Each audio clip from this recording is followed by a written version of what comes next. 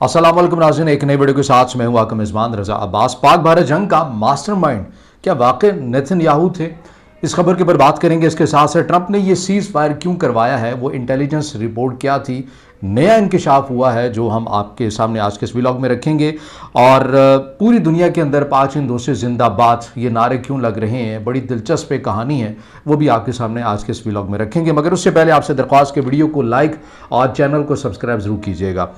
तो पहले जो सबसे पहले मैं पॉइंट आपके सामने रखना चाहता हूं, जिसके साथ ही तमाम जो पॉइंट्स वो जुड़े हुए हैं, वो ये कि ट्रंप ने सीज़ फायर क्यों रुकवाया, सीज़ फायर क्यों करवाया, ये जंग क्यों रुकवाई ट्रंप की जानिब से। ये बड़ी एक हैरान कुन या आप ये कह लें कि एक इंकशाफ हुआ है जो हमने आपके सामने रखना है। और ये ऐसा नहीं है कोई हवा में बातें हैं, बल्कि ग्राउंड रियलिटीज़ हैं, रिपोर्ट्स मौजूद हैं, रिकॉर्ड मौजूद है, ख़बरें मौजूद हैं, मालूमात मौजूद हैं जो हमने आपके सामने रखनी है। वो ये कि देखिए, मामला बड़ा सीधा सा है कि अमेरिका ने इस खत्ते के अंदर चीन का मुकाबला करने के लिए भारत का इंतखाब किया। पाकिस्तान का वो इंतखाब कर नहीं सकता था क्योंकि पाकिस्तान और चीन के ताल्लुकात वैसे ही मिसाली हैं। तो उसे भारत एक ऐसा लगा कि बहुत बड़ी मार्केट भी है, माशी तौर के ऊपर भी पाकिस्तान की निस्बत ये आपको मुस्तहकम नज़र आते हैं और इनकी जो फॉरेन पॉलिसी है वो भी आपको एक डायरेक्शन में जाती हुई नज़र आती है।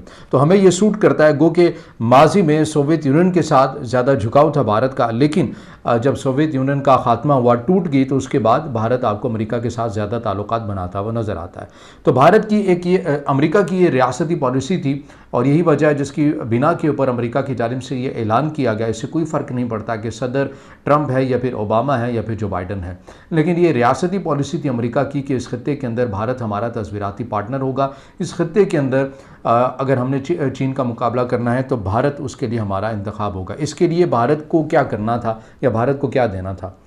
इंडस्ट्रीज लगानी थी मगरबी ममालिक की, अमेरिका ने यहाँ पर आके लगाई। भारत को माशी तौर के पर मजबूत करने की कोशिश की जाती है और न सिर्फ माशी मैदान के अंदर बल्कि सिफारतकारी मैदान के अंदर जहाँ जहाँ भारत को ज़रूरत पड़ेगी या पड़ती है वहाँ पर अमेरिका अपना किरदार अदा करेगा। और आपको पता है कि जहाँ पर अमेरिका अपना किरदार अदा करता है या पोजीशन अपनी वाज़े करता है, वहाँ पर पूरी मगरबी जो ममालिक की क़यादत है वो भी वहीं पर आकर खड़ी हो जाती है।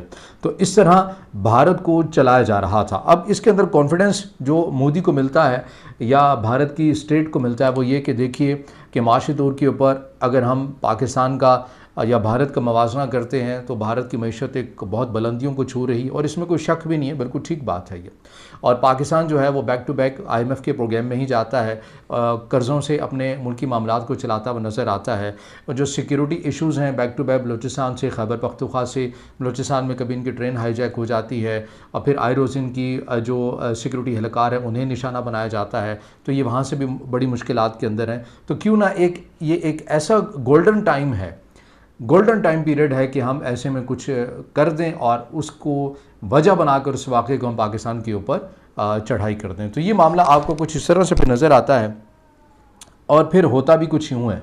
पहलगाम वाक़े के ऊपर जो डॉक्यूमेंट लीक हुआ और उसके अंदर तमाम चीज़ें एक एक करके लिखी गई थी कि ऐसा शो किया जाए जो हों तो हम ये साबित करें कि वो पाकिस्तानी है, लेकिन हो वो हमारे अपने लोग, लेकिन हम एक ऐसा ड्रामा क्रिएट करें उसकी बुनियाद के ऊपर किया। फिर हमने देखा कि 22 अप्रैल को पहलगाम का वाक़या रूनुमा होता है और उसी को उसके ऊपर पाकिस्तान के ऊपर इल्ज़ाम तराशी का सिलसिला शुरू हो जाता है। पाकिस्तान सबूत मांगता है, नहीं दिए जाते, लेकिन उसी को बुनियाद बनाकर फिर पाकिस्तान के ऊपर एक जारियत का मुजाहरा किया जाता है अपनी एयर स्पेस में रहकर। ये याद रखिएगा कि अपनी एयर स्पेस में रहकर मसाजिद को हिट किया जाता है, बच्चों को मारा जाता है, ख़वातीन को निशाना बनाया जाता है, सिविलियंस को निशाना बनाया जाता है।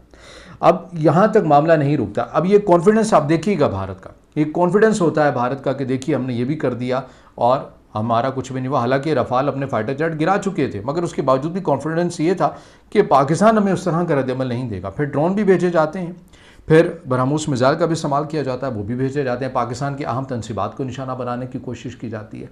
तो ये कॉन्फिडेंस क्या था?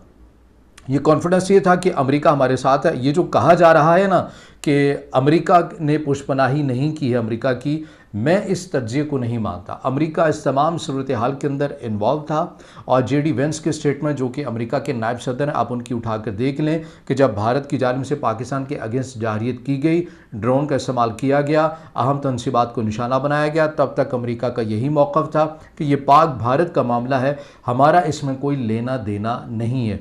यू टर्न कहाँ से आया अमेरिका की इस पॉलिसी के अंदर? वो यहाँ से आया कि जब पाकिस्तान ने बुनियाद मरसूस ऑपरेशन को लॉन्च किया वहाँ से पूरी की पूरी काया आपको पलटती हुई नज़र आती है। ये वो रिपोर्ट है, ये वो इंकशाफ है जो हमने आपके सामने रखना है। अब इसके अंदर आपको ये भी याद रखना चाहिए, ये जो मैंने लाइन कही ना कि पाक भारत जंग मास्टरमाइंड क्या नेतन्याहू थे, तो आपको पता है कि इसराइली वज़ीर-ए-आज़म बेंजामिन नेतन्याहू का क्या नज़रिया है ग्रेटर इसराइल को लेकर। इसराइल को हमने मज़ीद वुसअत देनी है, और वो सऊदीया तक भी पहुंच जाते हैं, आसपास के ममालिक को भी मिलाते हैं, हत्ता कि कहीं पर आकर तो वो पाकिस्तान का बलूचिस्तान का हिस्सा भी कुछ जगहों के ऊपर वो मिलाते हैं। ये उनका एक विज़न है, या आप उन्हें कहें कि एक मफरूज़ा है, ख्याली पुलाव जिसे वो बनाते हुए नज़र आते हैं। इसी तरह का प्लान मोदी सरकार का भी है, आरएसएस का भी है, इस सोच का भी है, और बीजेपी का भी है। वो है अखंड भारत के नाम से, कि हमने म्यांमार को साथ मिला लेना है, हमने बांग्लादेश को मर्ज कर लेना है, हमने पाकिस्तान को मर्ज कर लेना है, और इसका एक पूरी एक स्टेट का नाम हो जाएगा अखंड भारत। अब ये आपने चीज़ें जहन में रखनी है। इसी कॉन्फिडेंस में जब पाकिस्तान के ऊपर भारत अपनी जारहियत का मुजाहरा करता है, और पाकिस्तान बदले में जब ऑपरेशन लॉन्च करता है, इधर से अल-फतह मिसाइल आते हैं, इधर से ड्रोन आते हैं, और ड्रोन भी ऐसे आते हैं, खाली दिल्ली की बातें की जा रही हैं ना। तो अभी जो रिपोर्ट आने वाली है, उस रिपोर्ट जब वो आएगी हम आपके सामने रखेंगे, जिसमें बताया गया है कि ये पाकिस्तानी ड्रोन गुजरात, अहमदाबाद, जो अमित शाह, जो मोदी सरकार के जो आबाई इलाके हैं, वहाँ तक भी ड्रोन गए हैं, और इसकी मुकम्मल जो रिपोर्ट है वो भी अनकरीब आएगी। फिर उसके साथ साइबर अटैक्स किए जाते हैं, फिर उसके साथ साथ जो फाइटर जेट जो हाल करते हैं S-400 का, और फाइटर जेट भारत के गिराए जाते हैं, अहम तनसीबात को निशाना बनाया जाता है, एयर बेसिस को उड़ा कर रख दिया जाता है। जब ये तमाम रिपोर्ट, तमाम की तमाम रिपोर्ट जब मोदी को पेश की जाती है कि भाईजान ये जो हमने इस खत्ते के अंदर अपना जो तस्वीराती पार्टनर बनाया हुआ है, चीन का मुकाबला इसने कल को करना है, जिसको हम इसलिए तैयार कर रहे हैं, ये तो पाकिस्तान से बहुत बुरी तरह पिट चुका है, ये तो पाकिस्तान से इतनी मार खा चुका है, तो इसने चीन का मुकाबला क्या करना है। उसके बाद ये फैसला किया जाता है कि भाई ये तो अहम दिफाई निज़ाम तो तबाह बर्बाद होकर रह गया है, अब तो एक खुला एक माहौल बन चुका है, पाकिस्तान जब चाहेगा अपने फाइटर जेट भेजेगा, और अंदर जाकर भी कार्रवाइयाँ होंगी, और पहले भी की गई, क्योंकि S-400 को ऐसे ही तबाह किया गया। और फिर उसके बाद ट्रम्प फिर मैदान में आते हैं, हरकत में आते हैं, और इधर से मोदी को कहते हैं, इधर से कहते हैं कि हमने दोनों ममालिक के क़यादत से गुफ्तगू कर ली है और सीज़ फायर हो गया। अब यहाँ पर आप ये नुक्ता भी अपने जहन में रखें कि 1947 के बाद से भारत की खारजा पॉलिसी की एक चीज़ बुनियाद थी, वो किसी भी जमात की हुकूमत हो, लेकिन भारत की खारजा पॉलिसी इस बुनियाद के ऊपर थी कि अगर हमने किसी मुल्क के साथ अपने मामलात करने हैं तो हम किसी थर्ड कंट्री का उसकी जो बात है वो नहीं सुनेंगे। यानी जो सालिसी का जो किरदार अदा करने वाली चीज़ें हैं, ये हमारी फॉरेन पॉलिसी के अंदर नहीं होगी। हम डायरेक्ट या बात करेंगे, यानी अगर पाकिस्तान के साथ कशीदगी है तो अगर वो थमेगी तो हम दोनों आपस में ही बात करेंगे तो थमेगी, वरना हमारा कोई राज़ीनामा करवाने कोई तीसरा मुल्क नहीं आएगा, हम नहीं सुनेंगे किसी की, हमें जो चाहेगा बेहतर लगेगा हम वो करेंगे। तो इस ऑपरेशन ने, पाकिस्तान के इस ऑपरेशन ने भारत की खारजा पॉलिसी को भी तहस नहस कर दिया और अहम तनसीबात को भी तहस नहस कर दिया।